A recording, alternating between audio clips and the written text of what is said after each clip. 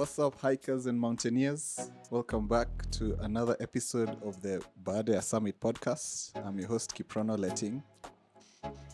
And before we get to this episode, I'd like to say congratulations to James KG, James Kagambi, the first Kenyan to summit Everest. Yeah, congrats. That's a good job, and he's opened up a way for the rest of us to come and try and attempt Do it. Everest. Yes, That's what's up. it's just shown it's possible and can be done by Kenyans. So today our guest is Agata Emmanuel. And Agata, I'm happy I started a podcast because now I get to listen to some stories which I think I would otherwise never have heard of, because when I met you, you're one of the most unassuming hikers. You represent these chini ya maji hikers who've done a lot. Lakini hatujui. So Agata is a mountain guide and a medic. He is founder and CEO of Bridgeway Adventures. And today we get to what intrigued me most about Agata is his story. I'll just go through a few pointers. I even wrote them down. Let's see. Mount Kenya, Lenana Peak, you've summited 200 times. Kilimanjaro, you've summited 43 times. You need to put insane. It in perspective. It's not over 43 days. It's over 14 years. So you've done the highest mountain in South America, Aconcagua, 6,961 meters, and summited. You've done Elbrus, the highest mountain in Europe, and summited. It's 5,000 something. 5,130, I think, around there. You've done the Pacific Crest Trail, which is a 4,270 kilometer trail. Yeah. That's insane. That's in US. That's trekking from the Canadian border to the Mexican border. Yes. Wow. And then, of course, EBC and many others I wish I could just get to. But, yeah. So, in short, give us a brief history about yourself and how you got to climbing mountains. Okay. Thanks, Kip, for inviting me. When you list down and when you have an opportunity to list down some of the things I have done is when it looks like a big thing. But when I was doing them, it looked like I'm just going to Mount Kenya, taking guys up. I'll come down. It's not even a count. The first time was the one that I remember most because I hated it. I was in campus. I was in at Daystar University, just down the road, Valley Road. And I joined to do a communication, a degree in electronic media. So I was supposed to become a journalist. Not I was supposed. I'm actually trained journalist by profession. But when I joined Daystar, the first day at Daystar, I met this group of guys, young guys, noisy, rowdy, welcoming guys. And there's this culture at Daystar where they try and group you in groups of about 10, 12 to just create the first friends you have in university. Because university is a big place. I'd come from a school in Kisii where we were maybe 300 of us total. Then you come and meet 3,000 people from various backgrounds, international students, guys who've grown up in Nairobi. Me, I was growing up in Kisii. Then it will be very hard to find a spot or a place amongst these people. So in this as wisdom, they decided to put us in groups of 10, and they gave us dads and moms to chaperone us for the week. And this group of chaperones were called doulos. Doulos comes from a Greek word means servant. Doulos. Yes. And so after the first week, I was like, I want to join this group. This is it. These guys are cool. They seem to know what they know. They are doing, and they're speaking in English throughout. And Doulos is a Daystar only club. Yes, Doulos is a Daystar only club. It's supposed to be a Christian ministry that shows service to the community.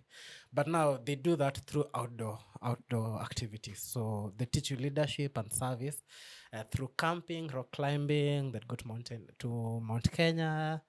Once during the year, they'd spoil you and go to Mombasa. So everyone would go to Mombasa because that was the cool place to go to.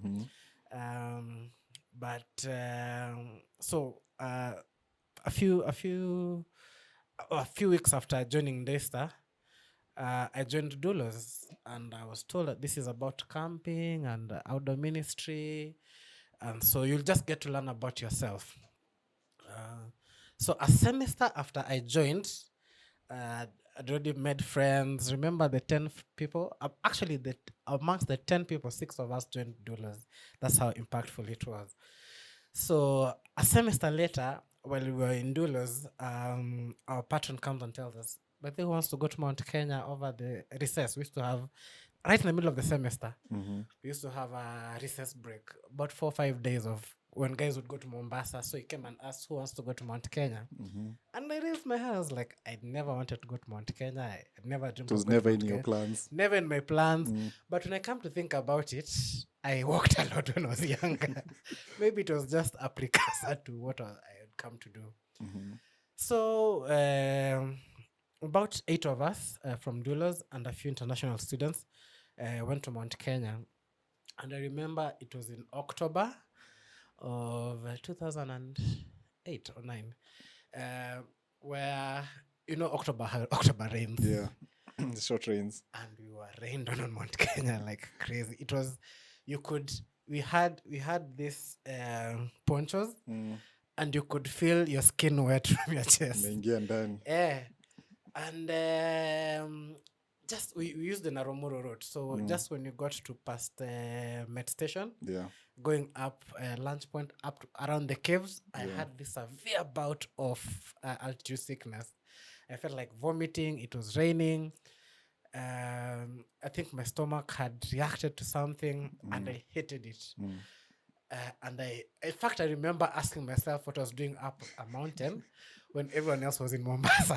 Chilling, beach. It was probably sunny in Mombasa. Yeah. Like, who doesn't want to go to Mombasa? Who chooses the mountain rather than go to And this was your first ever hike? First ever hike. We'd never done any prep hike. In Mount Kenya. No prep hike? No prep hike. In fact, I think I just bought my boots at Toyo Market a 2 days earlier, not broken into them. I had this combat trouser that guys make fun of me today. Guys who've known me since then make fun of it till today. So I had, and I didn't tell anyone. I didn't know you needed to tell anyone that you're going to Mount Kenya. That I was. You're sick. I was sick.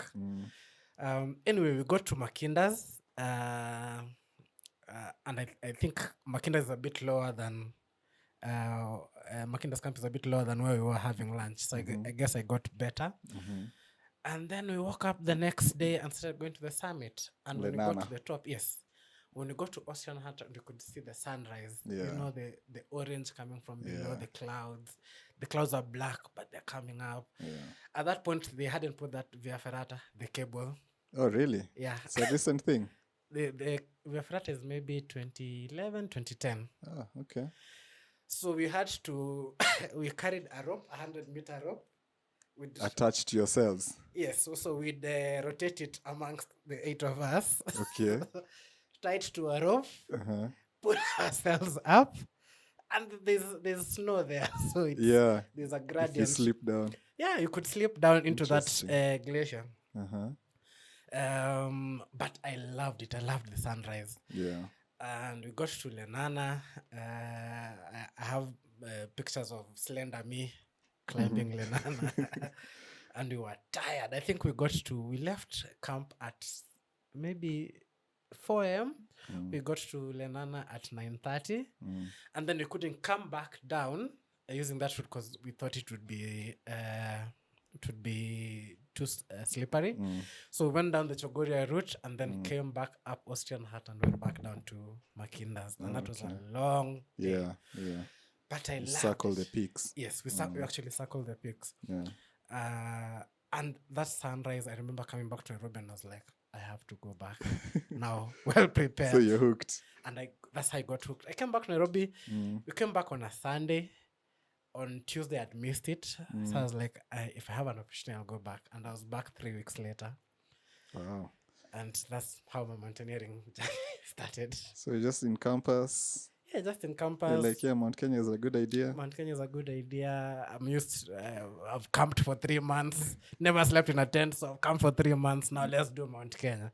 So where did you go after that? So that was in 2009. Did a few Mount Kenyas there. And then in 2010, I had actually applied to go for summer camp. So what Doulos used to do, it had a connection in the US where students over summer would go and work at summer camps to just for cultural. It was a good way to open our world. To work in the US. To work in the US, to work in a place you're not used to work with kids. So I had an opportunity to work in the US and I got that opportunity. However, I think a week before that, I got really sick. I had a problem with my liver. I even remember I had jaundice. It was super. Okay. So I missed that opportunity. But luckily, the guys at camp told me, but there's this opportunity in South Africa. Would you like to try it? And so they referred me to some organization in Kenya called Tanari. And I applied. And so I went to South Africa. What was the opportunity?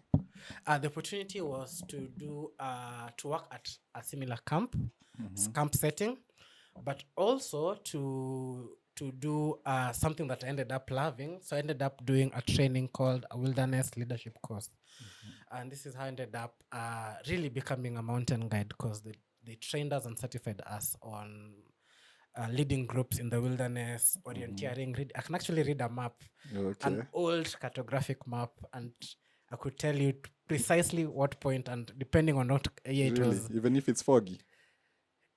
Yes. Okay. Like, did you know the magnetic of the earth changes every 4 years? Okay. So the calendar, the map for 2022 will be different from the map. It's outdated. Yeah. If you look at the compass, you need to factor in the magnetism of the year the calendar, the map was written. Interesting. So if you miss it by 1 degree and you're walking 1,000 kilometers, 1 degree ends up being a very big. Yeah. So we were taught such things. And then also ended up doing a wilderness EMT course just to supplement the skill that we had of a wilderness leader. Because the thing is, out there on the mountain, in the wilderness, getting help if there's an emergency in the hospital can take a while.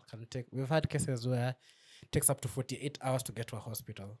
So you need to know, you need pre-hospital care and to know how to diagnose and how to treat before the patient gets to hospital. So I did that course in 2010. How long is such a course? Did it for 3 months. Yeah. So I'll do this over the summer breaks. So between May and August, we'll do that. Yeah. Then when the holiday is over, I come back to school and do the August semester. Wait for the next year's summer break off. And I wasn't by myself. There were guys from Doulos, guys from Daystar would know. Guys would go to America, to Australia, just to work over the summer and come back.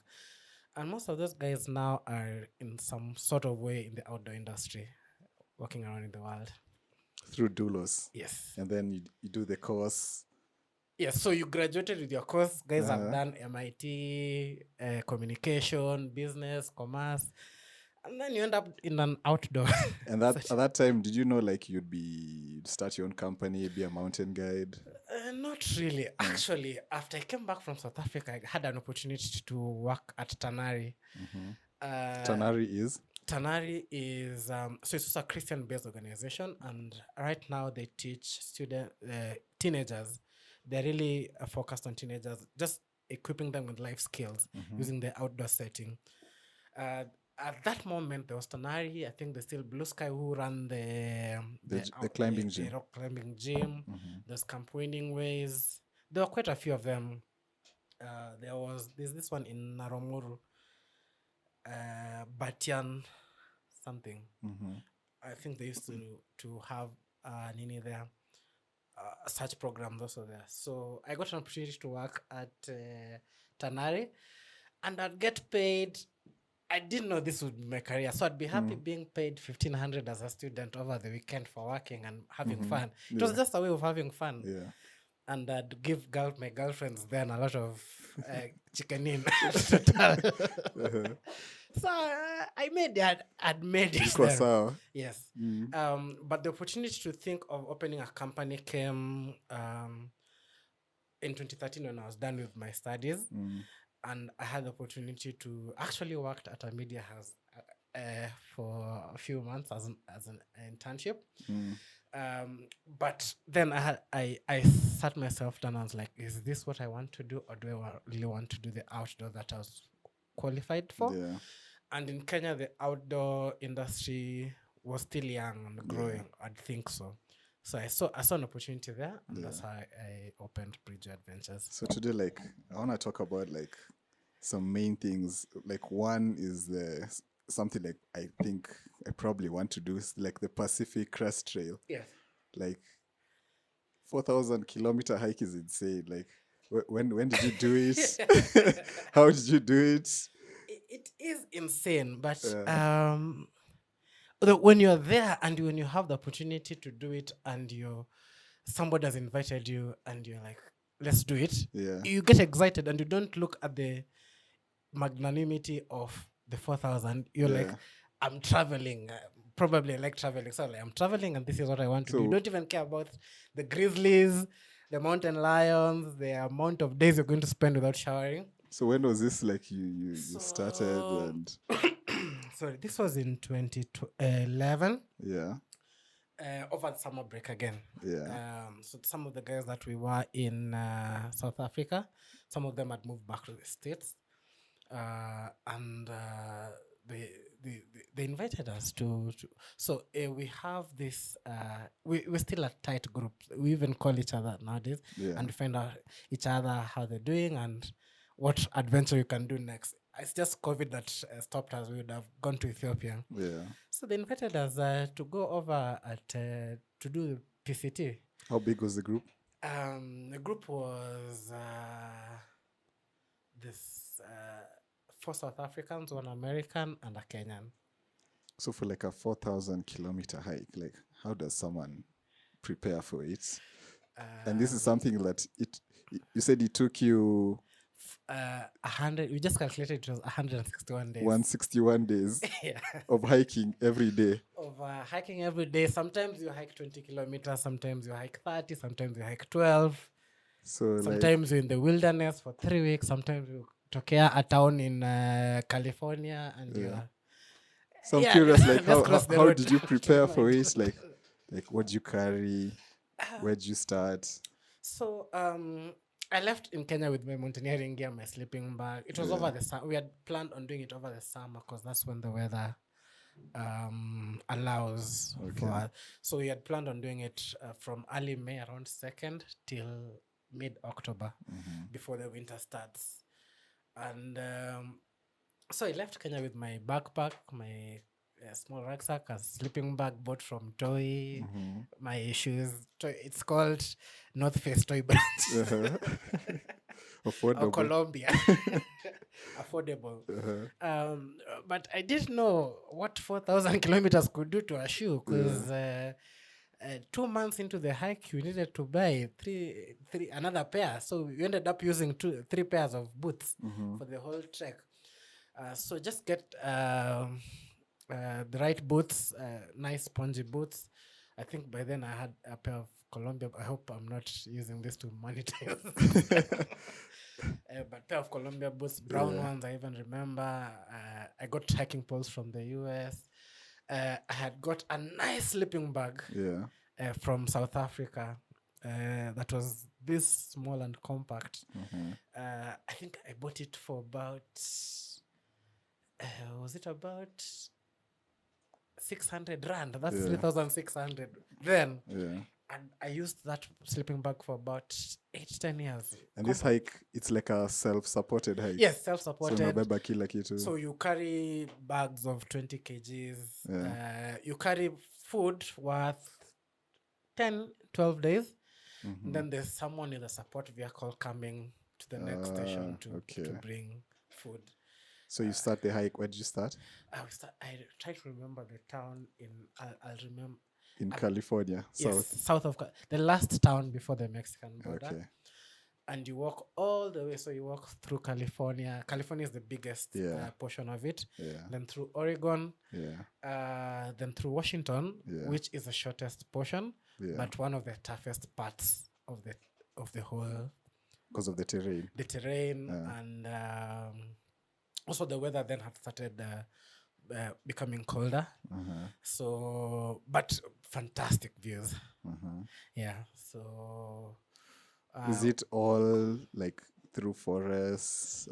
So there are actually some places that are high elevation. We actually got to 4,000 meters, I think, in Northern California. And then there's not just one park. So there are several. You walk from one park to the next park. Some parts are terrain, flat terrains. Others are hilly. Most of Washington is up and down. Some parts it gets flooded. Even one of the reasons why the PCT trail is not the length is not known very well. Is every year the trail changes to allow for wildfires and floodings and stuff. So it could be longer. It could be longer. It could be shorter, depending on the year you went to. Oh, then you mentioned like the grizzly bears. Yeah, then you're worried of grizzly bears. So when you get to camp in the evenings, you cook on one side of the river and cross and sleep on the other side of the river just to keep the bears at bay. You cook and eat one side? Yes. Then you cross the river to sleep? To sleep on the tents on the other side. And then where do you put the food? They live on this other side of in a tent, but on this other side of the river. Okay. American guys are allowed to have guns, so you carried guns. The guys who carried guns. The most interesting thing is, in the state of California, you are not allowed to light a fire to cook without a permit. So you have to get to have a permit. Yeah, so you have to get a fire permit. Okay. You need like 3 permits. The national park permits. There was another permit I can't remember, but we couldn't. If you cooked without the permit, it would be illegal and you'd be fined. Did you ever come across a bear? No, luckily. No animals? If we did, we were not aware. They may have seen us, but luckily we never got through. So like such a hike, you need like a support car. Yes, you need support car. You need this. It's not a thing that you plan over 2 weeks. It's something you plan over months just to see the weather, the stopping points. And then I've learned over the years that sometimes when doing hikes, not everything goes according to plan. So you also need to give some waylay to especially 1 or 2 days. So if you're hiking for 6 months, give it a week, especially in the middle. People get just injured. Yeah, people need to go to the towns to get something. We would wear. I've tried getting those t-shirts. We had t-shirts that you could wear up to 30 times without washing. And you wear a t-shirt 30 times. Which t-shirts are those? So if you have 3 of those, you have like 90 days. So you just wear one today, you'll wear the next one tomorrow, and then what is it made of? It's polyester, but it has this technology. I've tried looking for them. I can't find them because that would extend our Mount Kenya trips indefinitely. Interesting. So yeah. What about food, or you just get them in towns? So food, because it was a self-supporting trip, so we tried to get dry foods, meals ready to eat, so that noodles and chicken in it, so that you just put on water, and you're ready to eat. We don't have the luxury of carrying chicken and sausages. And baked beans, because that's heavy, and we're trying to get as light as possible. sorry, my South African friends, but they would rather carry meat than Yeah. carry clothes. So I remember this Cha time. muhimu ni chakula. Cha muhimu ni chakula. So remember, there's this time we were hiking in. Sorry, I'm cutting the story short, but we were hiking in Mpumalanga for a three. I think it was a 18-day hike, and the guys carried 10 kilos of meat with 2 t-shirts. For how many days? For 18 days. It was cold. Luckily, it was winter, so the meat would be frozen. But they prefer their braai than clothing. So imagine hiking with that guy for 160 days. It's just crazy. I'd assume like mentally it's tough, like doing it for such a long period. Like, is there a point like you wanted to give up, or you thought it's never that serious? Now, no matter how good friends you are, it gets to a point, I think, after seeing each other for so long, and you're the only you're the only company in each other, you start annoying. So I guess I didn't have a lot of quarrels with people, because I guess the fights would have been in English, and it was hard quarreling in English. But there are times we'd have heated discussions on when to stop a hike, like doing it's 6 p.m. in When the you're evening. tired. Yes, do we need to stop this hike here, or do we need to go to where we agreed the next camp should be? And then they did something on us. They'd give everyone an opportunity to lead a day, Okay. just to test your leadership skills. So sometimes your leadership skills would come to question. You're a dictator. Yeah, are you a dictator? Are you a soft leader who people just run over you? So what were you? That may spoil my ballot chances in 2020. And I may need a running mate. A female running mate.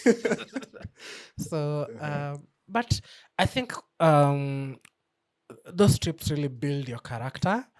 And I can say from my hiking and mountaineering experience, I'm a totally different person, and I've evolved over that time to a much calmer person, a more... guys in campus, some people thought I'd be a serious person. I actually remember there's a lecturer who told me never to read news. I never had a serious face. But over time, my hiking career has evolved me as a person to be quite amazing. a serious I person. mean, to hike for 161 days, 4,000 kilometers. I mean, go through bickering with people, all sorts of weather. Yeah, rain. Sometimes it would be hot to about 35 degrees, the sun. In Kenya, we don't carry sunscreen around anyhow. Yeah. So that's a really impressive accomplishment. Thank you. And maybe one day I'd like to try. And then there's also this Appalachian Trail. Yes. That's something you want to do? It's something I'd like to do. So now so the trail we did was up America. So this one is across, starting from New York, I think upstate New York, all the way to, I think San Francisco. What?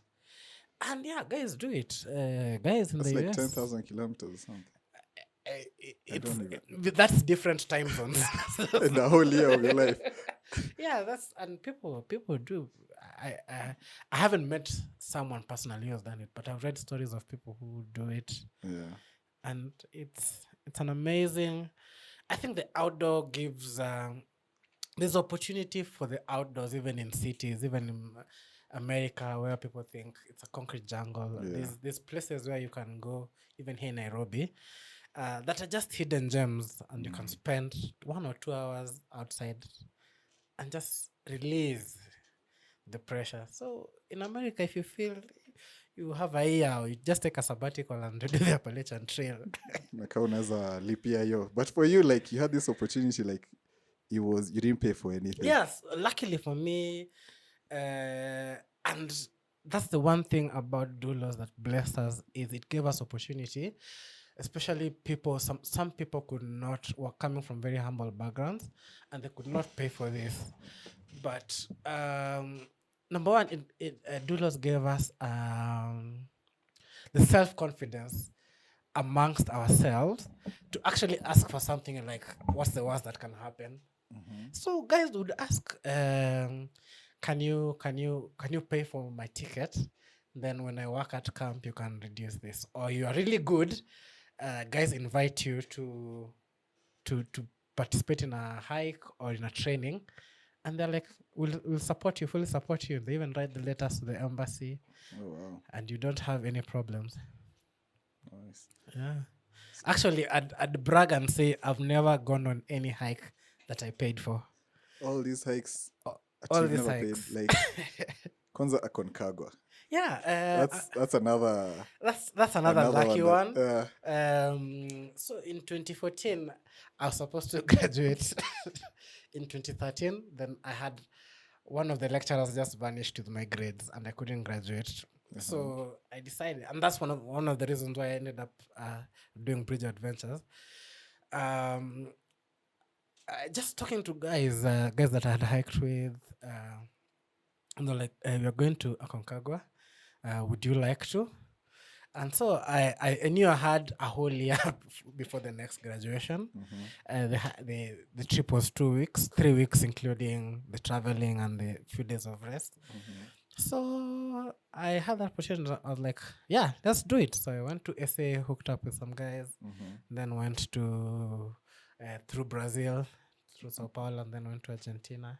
So like Aconcagua, it's a 6,961 meter mountain. How do you prepare for that? So I had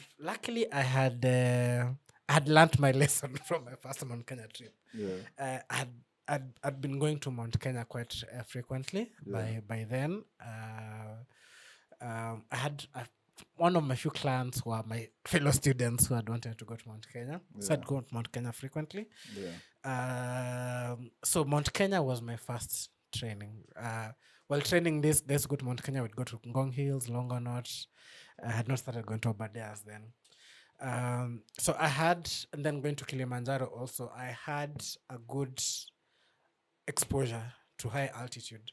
So going to Aconcagua was just, the new experience for me there was hiking with mules, getting to a place, and then you just have to carry everything of yours up. Then finally I had been to Kilimanjaro before, which is 5895. That's 105 meters below 6,000. Yeah. So I was just knocking on 6,000 without knowing. So when I got the opportunity to go, it wasn't difficult in the sense of a first timer, but the length in terms of hiking, 14 days being okay. The total climb is 14 days. So the guys, it's depending on the group. There are people who do it for 12 days. There are people who can do it for 14. There are people who do it for 16. Others do it for 18. So us guys decided to do it for 14 days. The 18 guys decided to go around the mountain, which is a better way to acclimatize. Us guys just went up. Direct. Yeah, we had 2 days to get to base camp, which is at 5,001 meters. And then rested there, and then the next day we went to camp 1. Then I went to camp 2 the next day, acclimatized for 2 days. Then went to camp 3, and then hit the summit. Then came back down. How is the summit push like from camp 3? Tough when the weather is crazy and it's cold. It's cold, and then it has glaciers. The best time to climb Aconcagua is September, October. Okay. Us guys were doing it in around May, I think. May, June. Okay. So it was still, the winter was winning off the southern part of the equator. Okay. So we were lucky enough to have a window of summiting, of weather, but still strong winds at that high altitude. I think there's something the body does to you when you get, and I was reading this, that once you pass, I think 7,000, the body stops acclimatizing. You can't do much, and that's why I think even people on Everest start using bottled oxygen at that level. Did you use oxygen for Aconcagua? Luckily, I've never used. You've never. What about like medicine? No. I'm lucky that I've had my own episodes of altitude sickness, Yeah. but I've not gotten to a place where I have to use medicine as prophylactic means to avoid altitude sickness. So like Aconcagua, is it like how would you rate like the difficulty? So think of Kilimanjaro. Yeah. It reminds me of Kilimanjaro. The deserts are longer, the ice is longer, but it's generally Kilimanjaro. You just walk. You're just walking for days, and the altitude now gets to you. For those who've been to Kilimanjaro, once you get to 5,000, once you're getting to Stella, and that's 3 steps, 30 minutes rest gets to you. Now think doing that for 1,000 meter vertically. Yeah. The good thing with unlike Kilimanjaro, the last summit is about 700 meters vertical. Yeah. So it's not really long and it's not as steep as Kilimanjaro, but the altitude actually gets to you. What about Aconcagua? How is the last? Do you start like at night? Yes, you start at 3 a.m. Okay.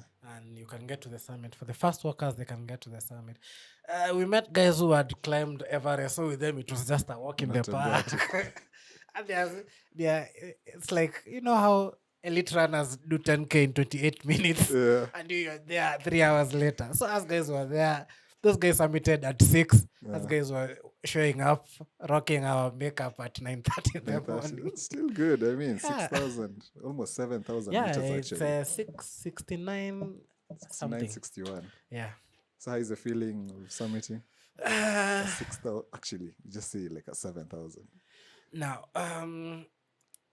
at that moment, it didn't feel anything. And I've had this problem with very many people. I tell people stories, they're like, you've done crazy stuff. You know. But I'm like, I was just doing it. Now, But there's always that's something that drives. What was it? So for me, it's just getting there. And I think seeing the sunrise, any mountain that I go, I sometimes go to Ngong Hills just to view the sunrise. So for me, getting to the top and seeing the sunrise and just being on top of the world at whichever altitude I am at is what pushes me to get there. Professionally, making sure that guys are getting there, because mountaineering is not a cheap venture, even just going to Mount Kenya. So someone has worked hard enough to summit Mount Kenya, and that's their goal. You've prepared them and they've followed all the instructions very well. So it's important, and people climb mountains for various reasons. So it's important as a mountain guide to help them achieve that. There are people who unfortunately don't achieve getting to the top of whatever mountain it is, and you try and talk to them and tell them they could do this another time. Making that choice to turn is much more brave than going and having more problems, but making sure that people have actually arrived at the top and they're safe and back is one of the things that makes me keep on going. Cha muhimu ni summit.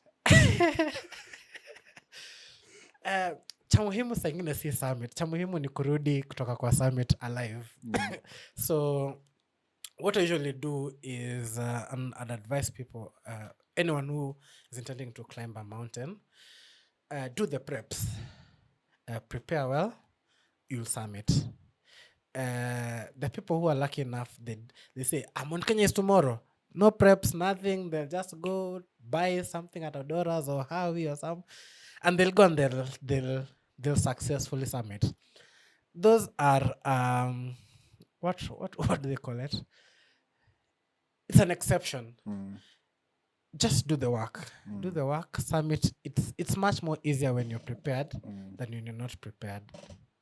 Yeah, so when you're prepared, cha muhimu ni kusummit. When you're not prepared, cha muhimu ni rudi kama uko salama. But eventually, is there like a mountain you've turned back? Yes. I've turned back on Mount Kenya. Okay, when you're not guiding. No.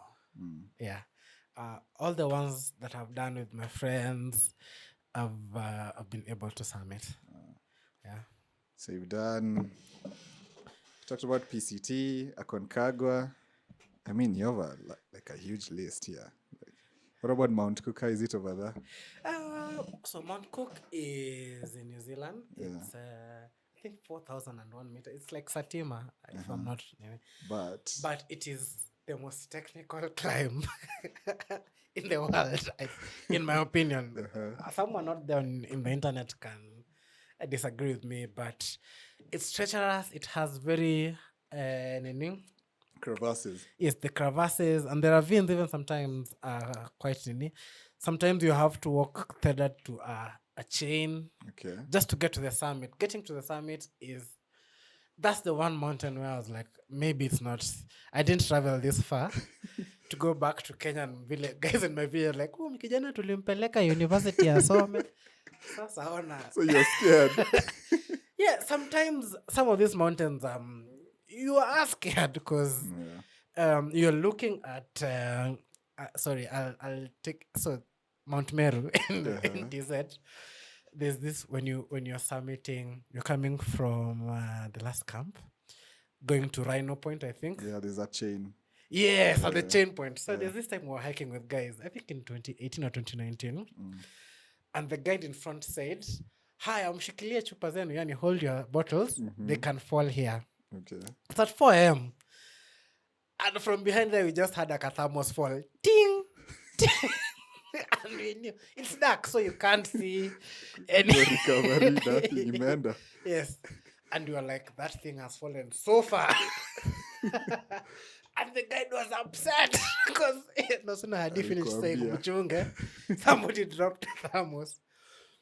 Then, on the way back coming from the summit, we find it wasn't. Yes, there's Nyororo, but there's grass also. So it fell on a nini. It fell on a rock and then landed on the grass. But in our mind at 4 a.m., because also Mount Meru is like this, and then there's a very steep descent, and you're like, that thing has gone so far. Yeah, so even on Mount Cook and some other, even on Simeons, there are places where you have to. There's a canyon and there's a rock in between two blocks, and you have to step on that rock to go. And sometimes for people who have vertigo, people who have height phobia, it's quite tough for them. So like all these like mountains, you said you've never paid for. Imagine. So where do we sign up for these things? Kare, I hope you're not watching. And this is because of the Doulos. Started at Doulos, but now through friends, as you go hiking, you're spending a lot of time with people. So you're becoming friends and they invite you to hike in their countries. Some of your clients, I have clients who we've been hiking for close to 7 years. They started from Mount Kenya. They went to Mount Meru, Kilimanjaro. So they start asking, where are we going next? So in 2019, we went to Simeons. And then in 2020, we were supposed to go to Trubkal. We didn't go because of COVID. So we are going this year. And so your clients end up paying for you the trip. Some of them want to do a solo hike to whatever, Elbrus. I'm even planning for a hike in Norway. And it's because someone just wants to go and hike by themselves. What's the name of the hike? I have no idea. I'm just going. And I guess it's good company. So you just there play Uno, reverse Uno, Kadi. You teach them Kenyan tricks. And yeah.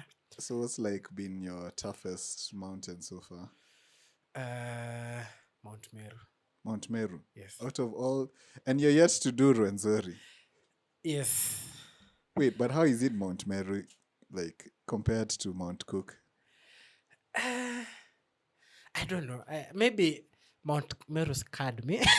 Maybe. So Mount Meru, first of all, it's on the first day you're starting zigzag. You know how it goes zigzag throughout the mountains, just zigzag. I think it did something on my mind. And I was like, funny, how steep is this mountain? And by the time I was doing Mount Meru, I'd already done Kili several times. And I still think Meru is tougher than Kili. It's definitely steeper. If you're in Tanzania and you're planning on doing Kili, I think try Mount Meru. See how you do, and then go to Kili. Then you've also done EBC. Because you did it kitambo. Yes. And then unfortunately for me, some of these hikes I did them when Instagram and Facebook was still coming up. Yeah. I must admit I'm a very poor social media person. So I at that point I didn't have any opportunity to post some of these photos, but I have them in some digital camera. Yeah. You did it in 2011. Yes. How was it then? Um, it wasn't as crowded as I saw pictures in 2014 and 2013 where you'd have 600 people at camp waiting for the weather to go. But it was, I remember also seeing a lot of people there. It was much organized. Were you the only African? Like when I went, I was like, I only met another Kenyan like now at the end of the trip. Yeah, I was the only Kenyan. There was South Africans. In fact, I think that's when the first South African woman summited Everest. I can't remember her name. So again, just a trip by chance. Some guys want to go on a trip and they're like, you wanna come? Yeah, let's go. Amazing. Over 16 days of just hiking in the Nepalese. They need the culture. I don't like spicy food. You didn't have the Nepali dal bats and all I'm the just curries. a guys for rice and beef. Chipo. Yes, I go to Ethiopia and those guys laugh at me because all of their food is spicy. Even here in Kenya, like there's clans. After every hike we go. These particular clans, they have a ritual that once they come from hiking, if they arrive to Nairobi early, they go to a very spicy Indian hotel and eat food. And I always go there and order for the non-spiciest food. And I still have to order for milk because my palate has refused to grow from a 2-year-old's mouth. So I think like your mountain CV is really impressive. So thank you. Now I want to talk about like now as a mountain guide. Yeah. Now you've climbed Mount Kenya 200 times. Yeah. That's insane. Like Kili 43 times. Like what motivates you like to go back? Yeah, I know it's a career for you, but does it get easy? Am I still hard? Well, sometimes it gets easy. It just depends on whether the clients that you have. Lucky for me, over the years, I've gotten to collect a crew that has understood me and I have understood them. So we work really seamlessly. To the point that when you're on the mountain, sometimes I don't look like the head guide. Everything just runs. What I'll just do is actually now come back and face the client. Now become the medic. Everyone else, the other guys will do their work. So over the years, it used to be difficult trying to, because as a mountain guide and as the lead guide, you have to plan for the meals, special the people who need special needs. So sometimes we're just sitting and start calculating those. It becomes difficult, but over time we've learned and it's like a template. We know these people. This is what they need. The clients who don't eat carbs. Nyama too. There's nyama and let me not say weird, they could be watching. But yes, you have clients who don't like they're allergic to carbohydrates. Yeah. They can't. It's on the mountain that I first found someone who's allergic to bread. Like, how do you even say the Lord's Prayer when it comes to give us our daily bread? Give us our daily rice. Gluten-free bread. Yeah, gluten-free, which is expensive. But I feel that especially on the summit night, for any mountain, it always feels like the first time. It's just that I know the route where we are going and I know where we are and I know whether you are moving fast as compared to other people. But different groups have different dynamics. Sometimes on Kilimanjaro, you can leave at midnight. Sometimes you can leave at 10 p.m. Sometimes There's once I left with one client at 8 p.m. 8 p.m. Yes. Kwenda tu pole pole. Yes. Everyone else had That's a gotten long day. everyone had gotten to Kibo by 2. She got to Kibo at 5:30. And she didn't have any illnesses. She was just tired. So we decided, rather than her delaying the next morning, because during the day it's really hot, we decided for even her to enjoy the pictures with the rest of the group. So we said, let's just leave with her early. So she got at 5:30. She had her supper, then slept for about an hour and a half. It's surprising how the body can recover quite fast. After food. Yeah. So at 8:30, just me, her, and our guide just started pole pole from Kibo, 6 kilometers. We actually got to the summit 6 before. tough kilometers. Yeah, six of the hardest kilometers in Africa somewhere. Yeah, and we summited even before the rest of the guys. So they came and found us there, and that's one of the joys that for someone who maybe gave up hope because they were the last people to arrive at camp, they just need someone to encourage them. And especially for me, sometimes I'm the good guy, and sometimes I'm the bad guy. So sometimes I'll be there walking with them like pole pole to pole pole, but sometimes I'm like, let's go now. We need to be there in 30 minutes. We need to be there in an hour. So just playing that role of it's like a drill sergeant. When they need to be congratulated, you congratulate them. When they need, when you see them doing press ups at Horombo instead of sleeping, you take the whip out, discipline them kidogo. Unakuwa dictator. Yeah. Now, like as a mountain guide and medic, there's something you mentioned to me. Yeah. Like you lost a climber. Yes. On a mountain. Yeah. Like lost, I mean like someone died. Yes. And it was someone you are guiding. Yes. So like what happened, and then like how do you deal with that? Yeah. So I think that was one of the hardest episodes in my entire life. This was actually a teenager, a very young child, who had climbed Mount Kenya as a program for teens. And somehow the altitude sickness progressed quite fast for them. And by the time it was being diagnosed and being treated, it was actually on the last day on the mountain. They were supposed to meet their parents. Their parents were on their way. Descended. Yes. Okay. At Shipton now, coming to Old Moses so that they meet their parents and go back to Nairobi. And people were just taking a group photo, the last group photo, and then the kid just collapses. And so you try to do CPR, first aid. Then you start evacuating them because you know the procedure is once anybody has any altitude sickness, the quickest way to do is take them down. So we started evacuating them down. A chopper was called. There was bad weather. It couldn't land where we were, so we had to take them down lower. My friend Rudy was the one with the group at that point.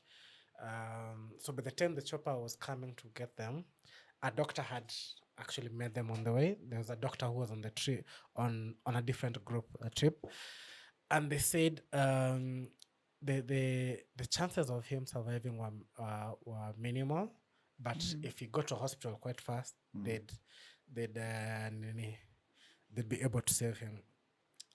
Now there's a bit of push and pull in the helicopter. I won't get into the details, but by the time it's about a 3-minute flight from Mount Kenya to the hospital. The boy didn't make it, and first the pain of seeing a parent who had come to see their son having successfully summited a mountain and receiving a body at the hospital. And then this was someone you'd spent 5 days with.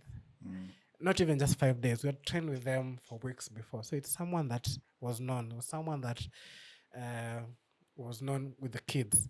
Then there are other kids in the group who are as traumatized as everybody else to know that someone has passed on. So that was a very trying moment. The aftermath of that, the questioning and the blaming, sometimes, and I don't blame people. Sometimes it's how the story is told.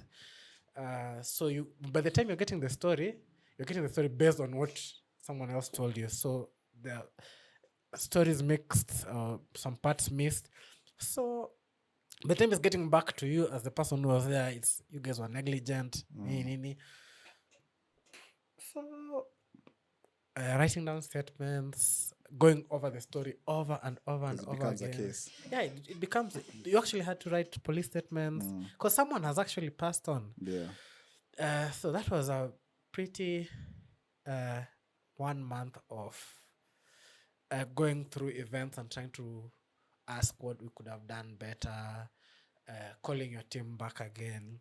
Because, yes, the parents are mourning. Everyone is mourning. The group, the program that was happening is mourning.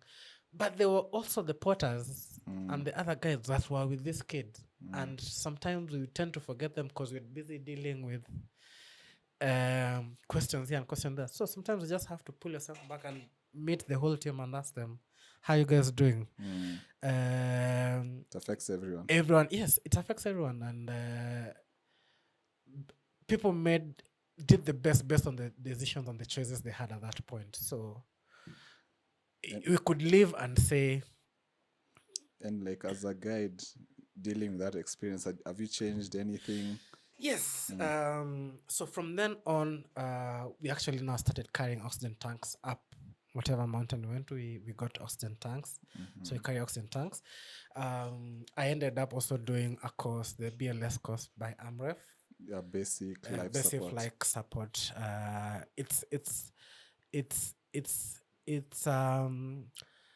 So I couldn't find another locally. I couldn't find because my certification by then, my wilderness EMT certification had expired. It takes 3 years.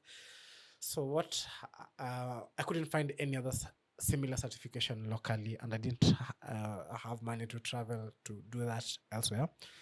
So someone suggested for me to do a BLS course by AMREF, which is done by doctors who also need to recertify it yearly. So I was actually sitting in a class with doctors to do things like resuscitation. There were many things, and what needs to administer, what medicine to administer. So which ended up even enriching me more because I was coming from a wilderness background, but now this was giving me a pre-hospital care. So in case of an ambulance, what to do in an ambulance. So essentially, I brought the ambulance from the road up onto a mountain. So by the time they're meeting an ambulance, an actual ambulance, how to deal with the emergency. Yes.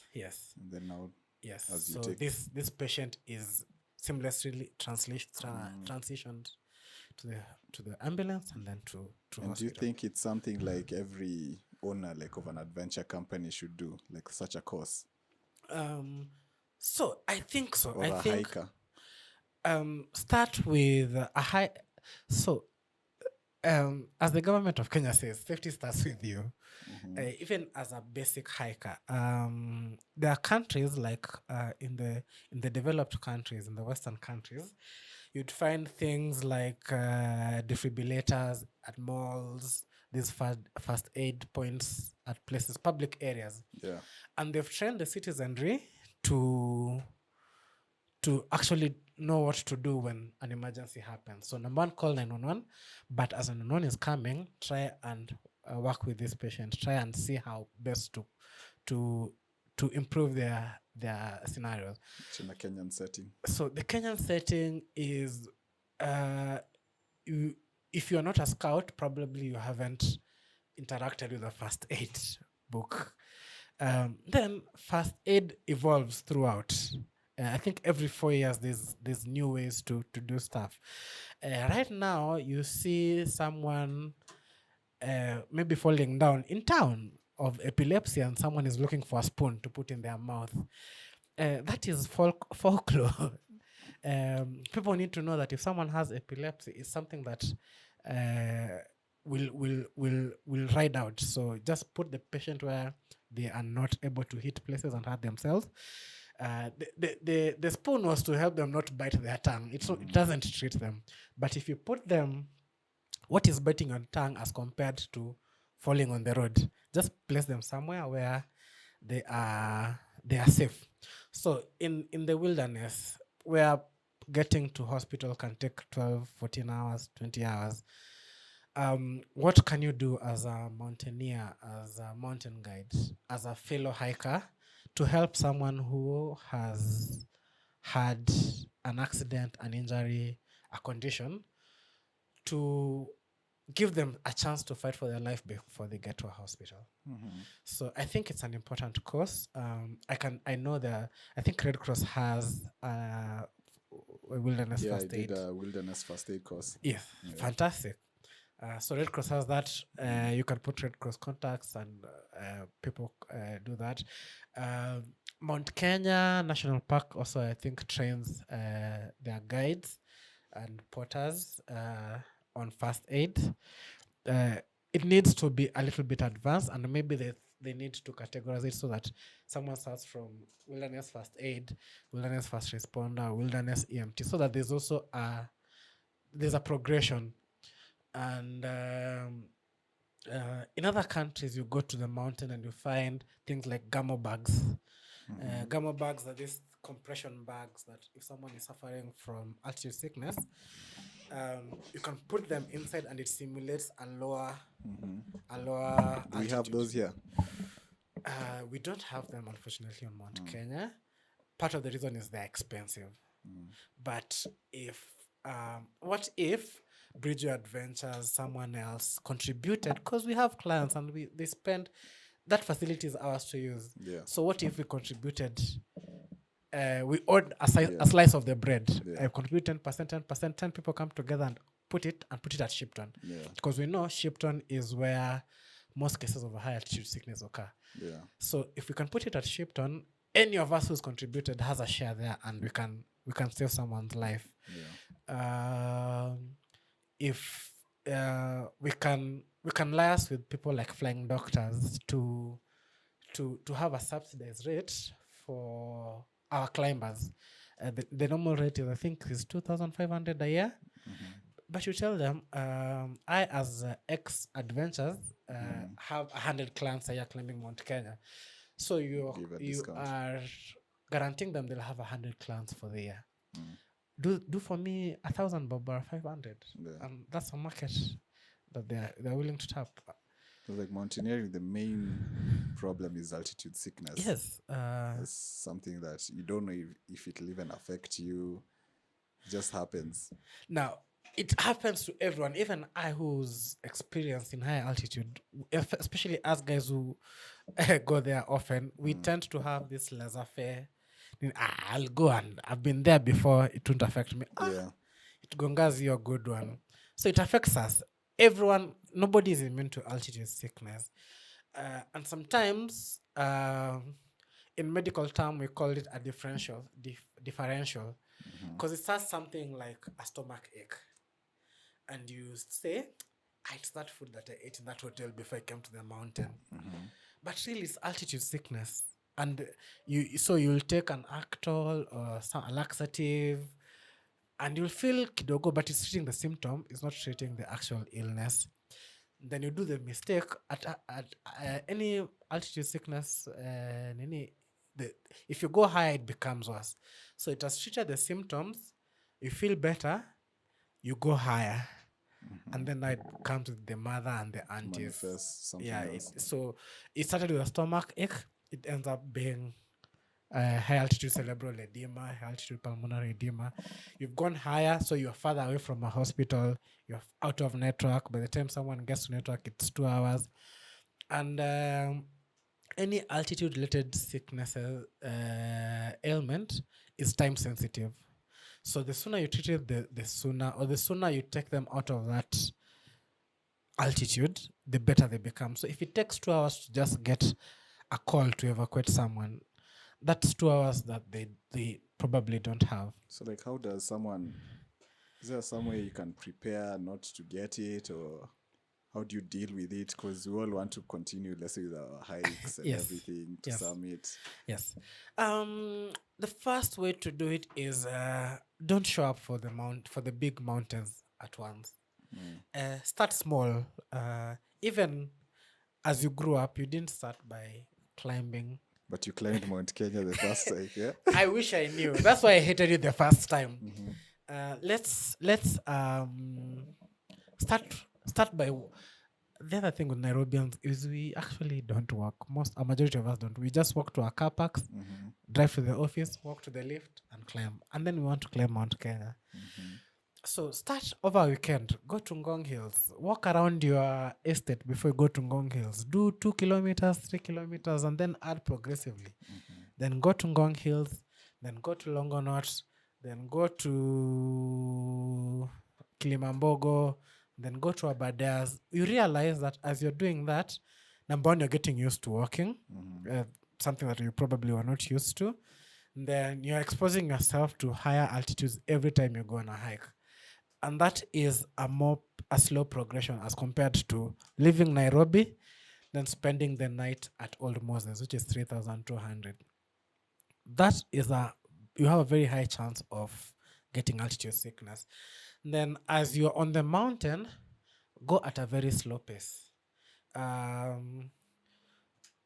think because of the rush, I think we are programmed in the city because the light counts to from 99 to 1. Let us get past that at 05. And sometimes you go on a trail and you find guys who are inexperienced hikers starting off rushing. And then you get somewhere in the middle like Elephant Hill at Desperado. And guys are totally finished. It's because they didn't pace themselves. So pace yourself at a very comfortable hike. Mountain guys in Kenya are quite professional, so they'd leave someone behind to walk with you. So just walk at a comfortable pace to also give your body enough time to acclimatize. If you do that, chances of you getting altitude sickness are quite minimal. And then there are others that our physiological body is just won't allow us to go to places where there's low oxygen. So, for example, you find some people, and they don't know, they are very normal in Nairobi, but when you go to hospital, you find you're told you have a low hemoglobin count. So if you have a low hemoglobin count and you go to the mountain, the oxygen level is already low. And then your body cannot carry that low oxygen to the rest of your body to give it the oxygen to burn your muscles to carry you.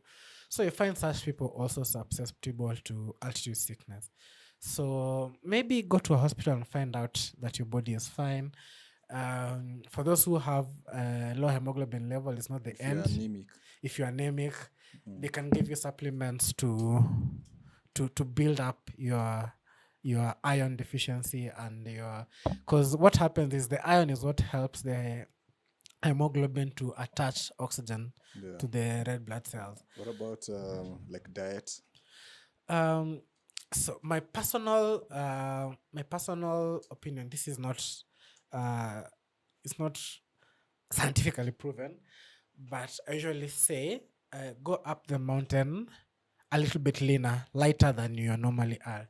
That means you're carrying lesser weight of your body than normal. So what I usually advise people is about 4 weeks before the hike, cut on your carbs so that you become leaner. To lose weight. So you can have your vegetables, your protein, kula nyama, because protein builds the muscle that you are wearing out. And then now a week before the hike, now carb load to get that energy. And then a few days after you come back, when you come back, go back to your carbs, go back to your protein to replenish the muscle that has been worn out. And then it becomes a habit. Okay. Yeah. So, do you have any future plans for the big mountains? So thanks to KG, I think now I'm changing my mind. I know KG has made everything possible for us now. Mm. There's just something about like seeing, Yes, like a Kenyan being there. I think it's a human thing to see someone do something. Before someone, it's all in the mind and it's all theory, and you can't say it's done.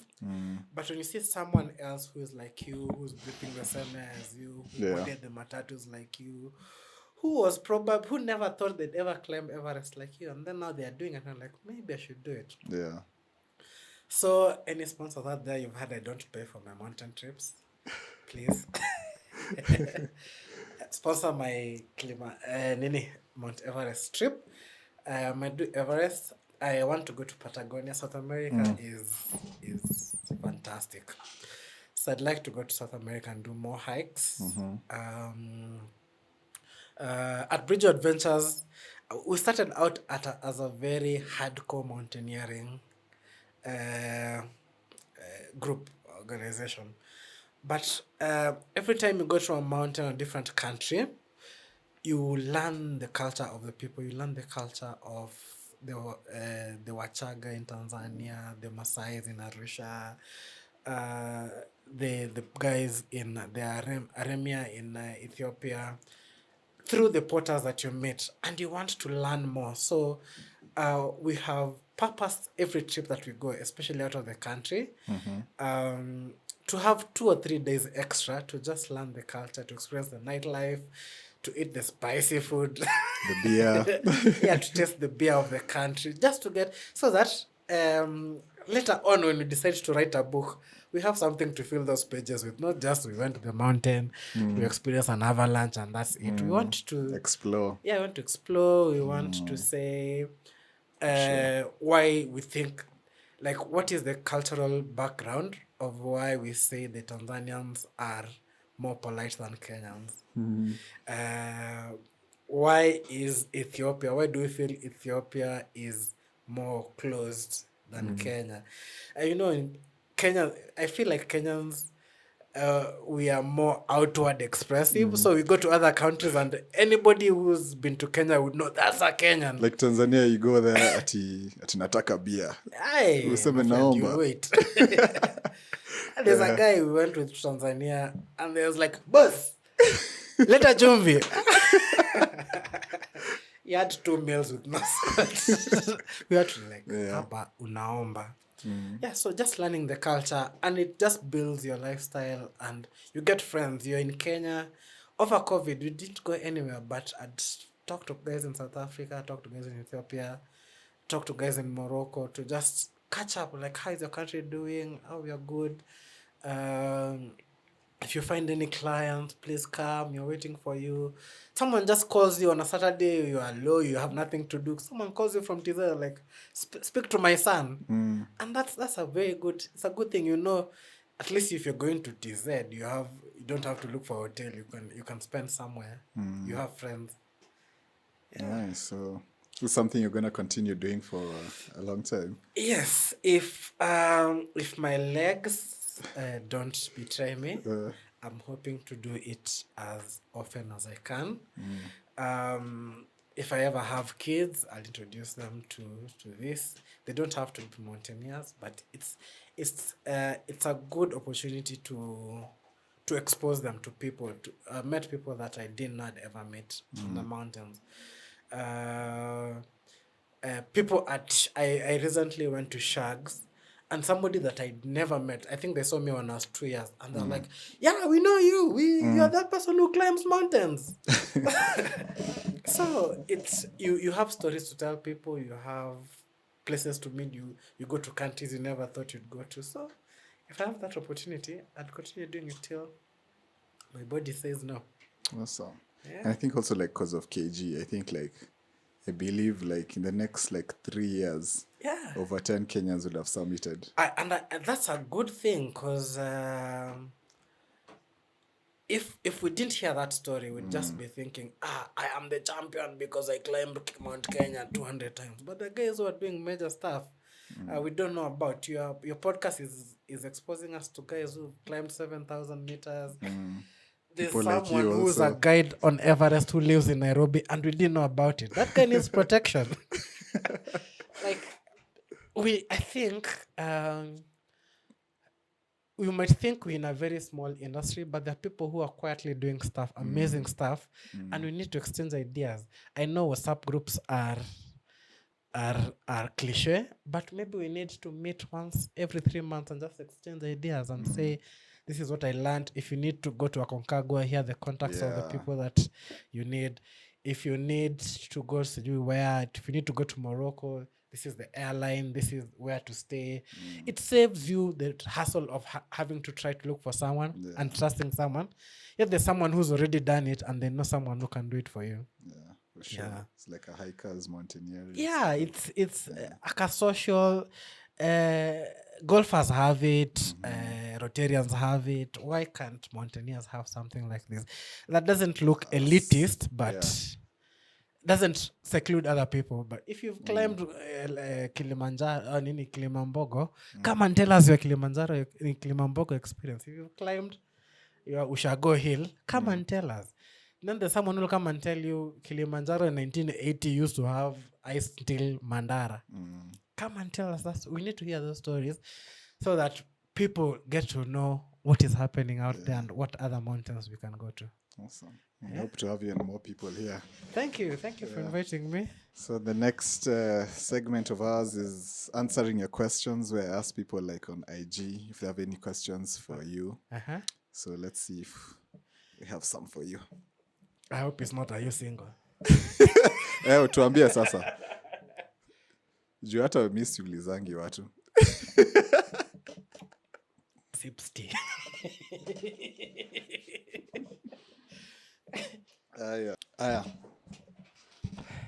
Question 1. What's your favorite, Mount Kenya or Kilimanjaro? Why do people ask this question? Why? I know if I say Kilimanjaro, the Kenyans will kill me if they meet me outside the street. Lakini kama ni ukweli ni kweli. So, Kilimanjaro, because it has better facilities and there's better organization. Yeah. I think as Kenyans we need to visit there. Especially, that question is good because the Minister of Tourism just came back from Mount Kenya today. Balala. Yes. So I'd encourage him to just go and visit Kilimanjaro and see him and the DG KWS. Just go and see how the organization, how the parts are well made, how the cabins are well made, the development that's going on there to bring it back to Mount Kenya. And if they copy that and bring it to Mount Kenya will be the best mountain. It has more features. It has the lakes. Yeah. It's more beautiful. It has many peaks. The valleys. The peaks. It's more beautiful, I think. So once those facilities are put up, then Mount Kenya will attract more. I think Mount Kenya can attract more visitors than Kilimanjaro. Yeah. And you're a mountain guide, you do this profession, but what inspires you to do it? You've done it Mount Kenya 200 times. What inspires you to continue doing? I think helping other people achieve. Mount Kenya mountaineering is a bucket list for very many people. So once you realize you want to do Mount Kenya and I help you achieve that, we start from someone who has never hiked any mountain. As I said, start from your small walk around the estate and you're texting me, what should I do? What should I buy? To the point where we are now standing on the summit. And I'm telling you, welcome to Uhuru, to Lenana, to whatever summit that is. That inspires me. It makes everything worth it. And someone's excitement. Yeah, someone's excitement. Relief. There are people who cry. There are people who are going to the mountain to just get a break. And probably it's the one thing that they are winning in a very long time. So being there for you at that moment is something that I'll always cherish. What's your favorite route on Mount Kenya and also on Kilimanjaro? My favorite route for Mount Kenya is Chogoria. So either Chogoria up and then either Narumuru down or Sirimon down. Narumuru down because it's shorter. Sirimon is just like a long place that just goes on and on. For Kilimanjaro, I'd go for Lemosho, especially if you can go into the crater. I'd love that. But Kilimanjaro is a beautiful mountain. If you go to Marangu, you get to sleep in the ninis, in the cabins. If you go to Machame, you get to acclimatize much better. So you get everything. You don't choose your poison. Either Coca-Cola or whiskey. Next question is a question of mine. What's your favorite hiking snack? Groundnuts and raisins. I make them at home. So You own groundnuts. Yes, so I just get the groundnuts, cook them, and then get raisins from the supermarket, then make a trail mix, and that keeps me going. Ah, Yeah. okay. And what's your favorite mountain? The one that I've hiked or the one that I've not hiked but I'd like to hike? One you've hiked, could do both. So Patagonia was beautiful.